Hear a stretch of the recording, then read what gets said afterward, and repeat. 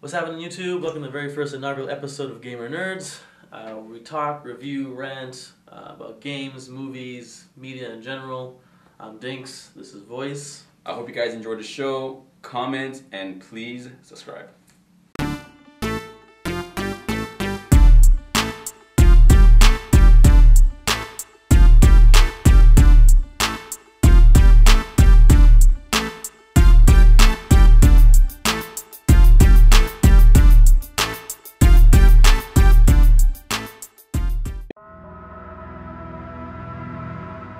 Hey everybody, welcome to Gamer Nerds. I'm your intro host, Kalina J.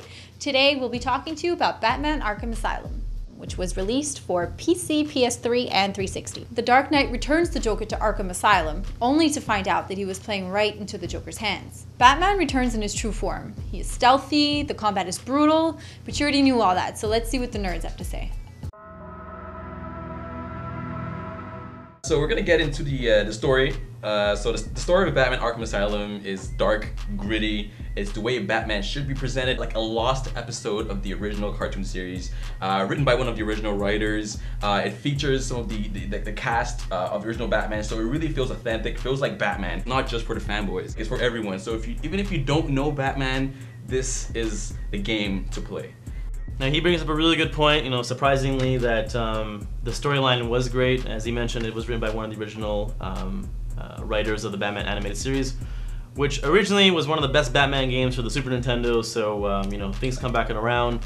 I have to agree with him that the story is very gritty.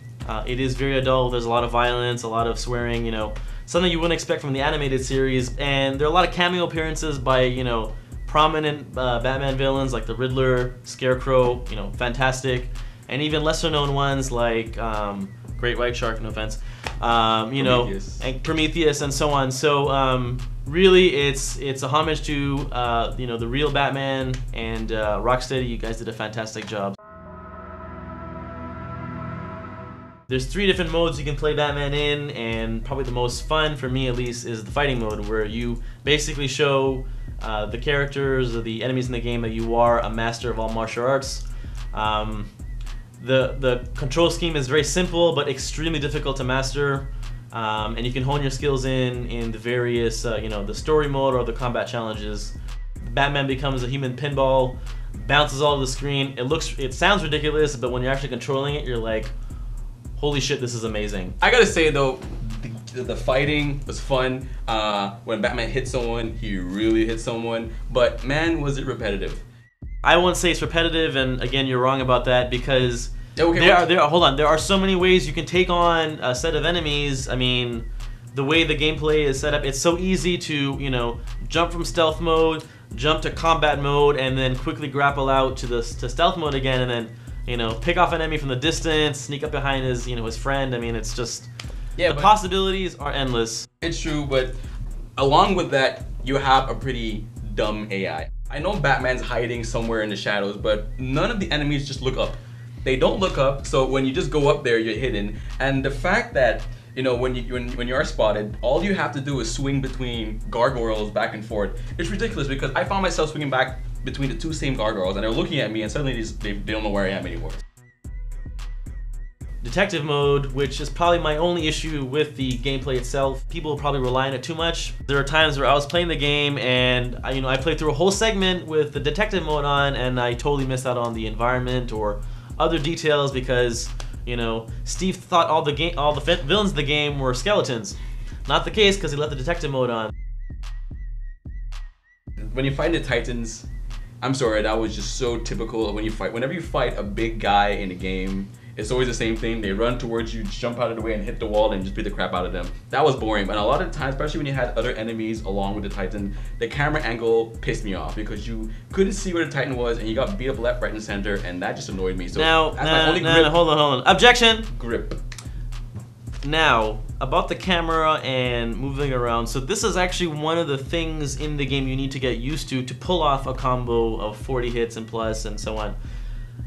The way they've actually programmed the game is that Batman at certain times in a fight scene will actually slow down, so he's about to take an enemy out on 1 hit.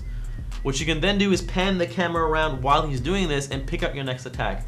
Now again, to jump from one enemy to another, it's literally one button press and a direction pad, but actually planning your attack within the combo will, lead to so many other combinations and possibilities.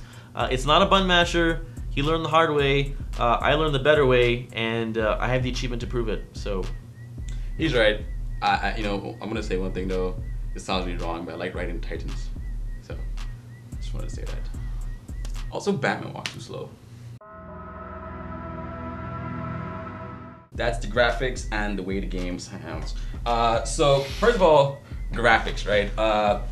You can't really complain with this game. This game was good. I mean, it looks good. Arkham's dark, gritty. The atmosphere is well just integrated into the game, and then along with the sound, I mean, from Batman beating the crap out of people, the bone crunching sounds, it all just sounds and looks the way it's supposed to look. The only places I didn't really like were the courtyard areas. That just felt really kind of, I hate those portions. Yeah, but it's a prison. I mean, I just hate those portions in the game. I hate the world. It's like the world map in Final Fantasy.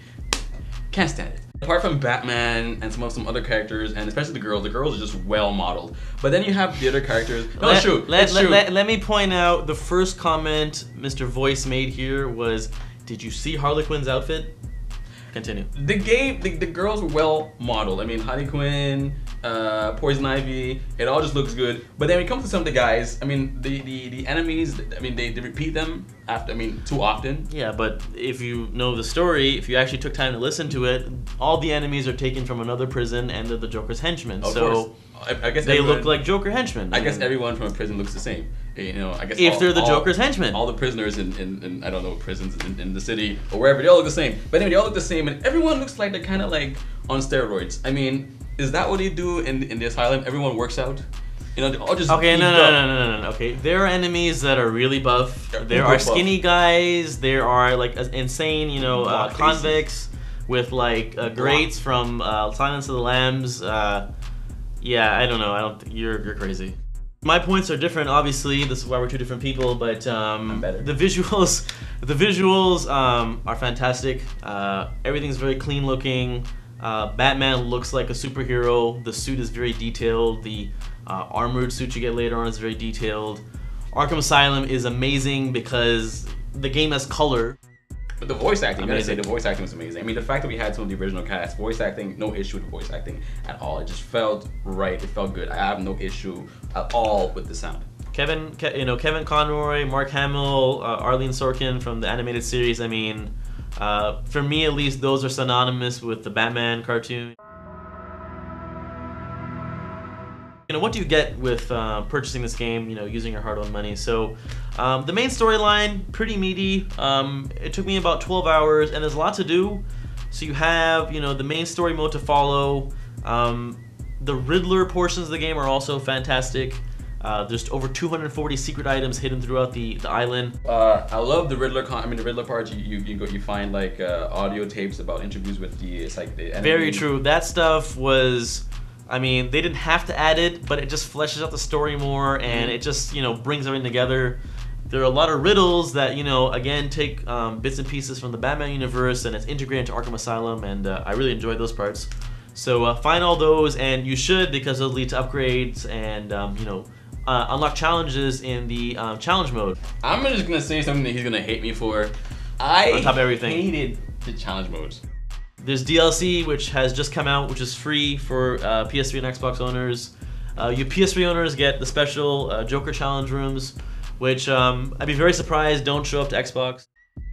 The only thing about Riddler's, I guess side quest I didn't like was finding those little question marks. If I recall correctly, you found all 100% of items. I found them all, but I didn't like finding the question marks. So why'd you find them all then? Because I have to. Because he has to. That's a wrap on the first episode. Thank you for watching. Feel free to leave your comments and please subscribe. See you next time on Gamer Nerds. Break it down like Sugar Ray.